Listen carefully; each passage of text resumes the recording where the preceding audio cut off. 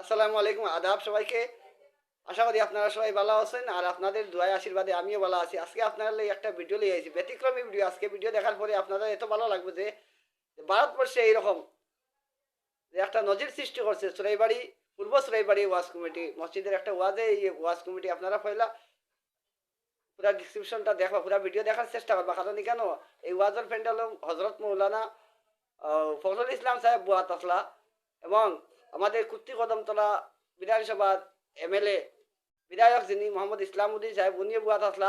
আর একজন হিন্দু দাদা এখানে একটা বক্তব্য রাখছেন। আমাদের সরাইবাড়ি এলাকার একজন অভিভাবক, একজন বিশিষ্ট ব্যবসায়ী এবং সমাজসেবী রাজাদার মহাশয়, উনি কি বক্তব্য রাখছেন চলেন আমরা ওই দাদার বক্তব্যটা শুনে নিই। আছে সেইগুলোকে পরিত্যাগ করা।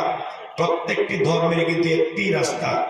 প্রত্যেকটি ধর্মের হয়তো আপনি আজানের মাধ্যমে প্রার্থনা করেন, আমি মন্দিরে ঘন্টা বাজিয়ে কীর্তন করে আমি প্রার্থনা করি, কিন্তু প্রত্যেকেরই শেষ জায়গা কিন্তু একটি জায়গা। আমরা সবাই চাই যাতে শেষটা আমাদের ভালো হয়, ধর্মপতি যাতে আমরা আমাদের এই দিন দুনিয়া বা এই দুনিয়া থেকে আমরা ঈশ্বর আল্লাহর নাম নিয়ে আমরা পরবাস হতে পারি, এই উদ্দেশ্য নিয়ে সবাই কাজ করছে। আর আমার পূর্ববর্তী বিধায়ক মহোদয় যে আলোচনাটুকু রাখলেন, আমাদেরও সব ধরনের প্রোগ্রামে আমরা যাই, তো প্রত্যেকটি প্রোগ্রামে যাওয়ার জন্য আলাদা আলাদাভাবে আমাদেরকে ভাবতে হয়। তো আমার বিধায়ক মহোদয়, আমি ভেবেছি যে আমার যুব সম্প্রদায়ের উদ্দেশ্যে আমি কিছু বলবো। তো বিধায়ক মহোদয় পূর্বে বলেছেন, আমি আমার উপপ্রধানকে বলছি যে এই বিষয়টা নিয়ে আমিও একটু আলোচনা ইচ্ছা ছিল। যাই হোক, উনি করছেন, ভালো লাগলো। এই অঞ্চলে কিন্তু আমাদের এই উত্তর চুড়াইবাড়ি অঞ্চলের যুব সমাজ যদি আমরা হিসাব করে থাকি, দেখো অঞ্চলের মধ্যে সবচেয়ে বেশি যুবকদের বসবাস এই অঞ্চলে। আর যেহেতু বিধায়ক মহোদয়, আমি একমত বিধায়ক মহোদয়ের সঙ্গে, বর্তমানে যুব সমাজকে আমাদেরকে বাঁচিয়ে রাখতে হবে। বর্তমান ভারতবর্ষের যে এত অগ্রগতি, সেটা কিন্তু যুব সম্প্রদায়ের উপর ভিত্তি করে। যুব সম্প্রদায়কে যদি আমরা সঠিক রাস্তায় না নিয়ে আসতে পারি, তাহলে আগামী দিন আমাদের সমাজের যে ক্ষয়িষ্ণু অবস্থা তা দিন দিন বৃদ্ধি পাবে।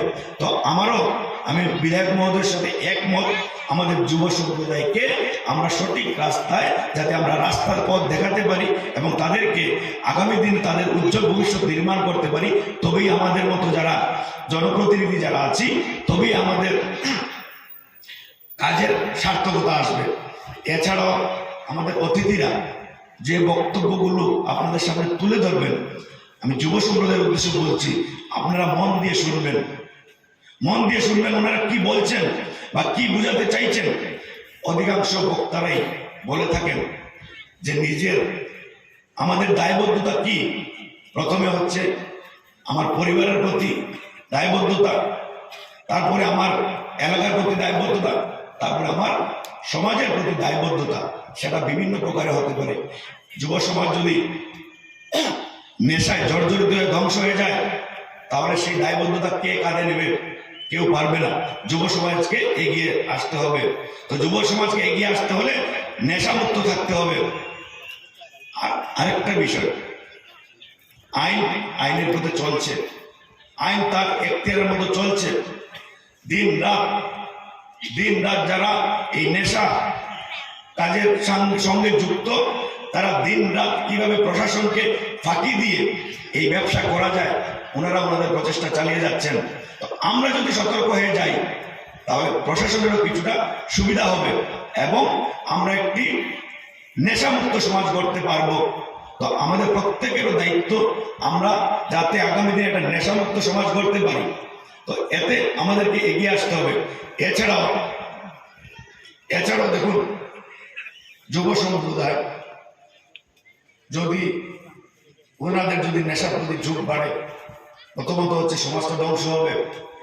ওনার পরিবারের প্রতি কাজ করার মানসিকতা হারাবে।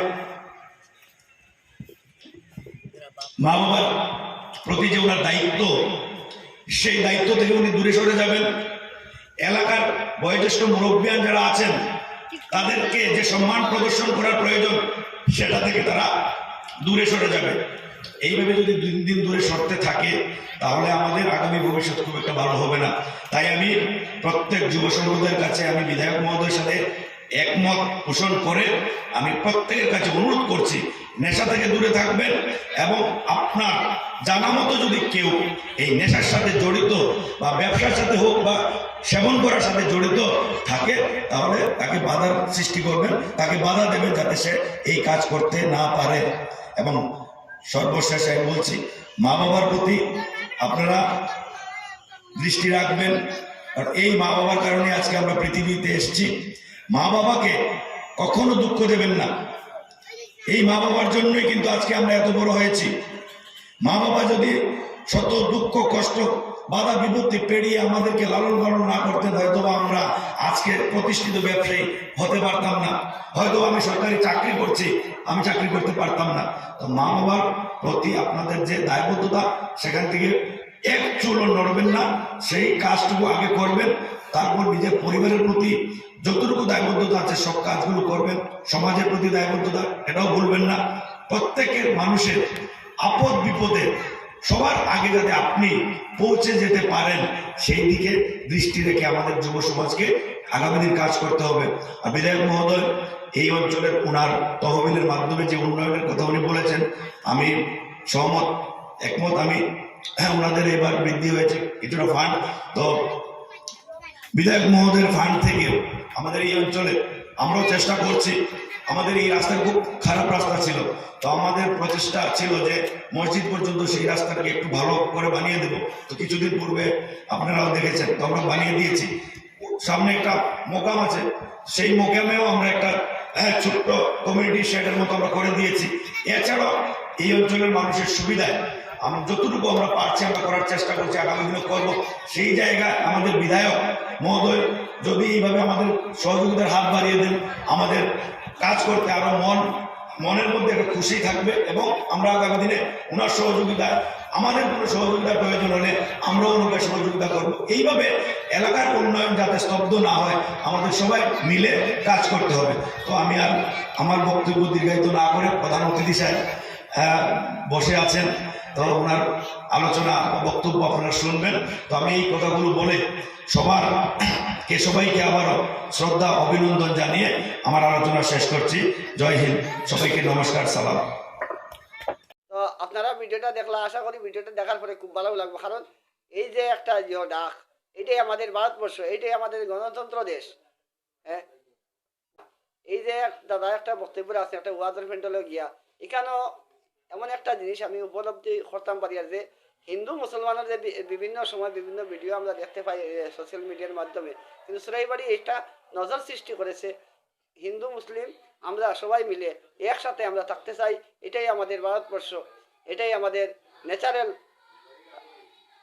নেচার, এটাই আমাদের পুরা বিশ্বের মাঝে তুলিয়া ধরলেন। এই দাদার বক্তব্যের মাধ্যমে উঠে আইলো। আপনারা খুব বেশি করে শেয়ার করবা ভিডিওটা ভালো লাগলে, আর আমারে সাপোর্ট করবা, আমার চ্যানেলটা সাবস্ক্রাইব করবা। আসসালামু আলাইকুম, আদাব, সবাইকে সুস্থ থাকবেন, ভালো থাকবেন, ধন্যবাদ।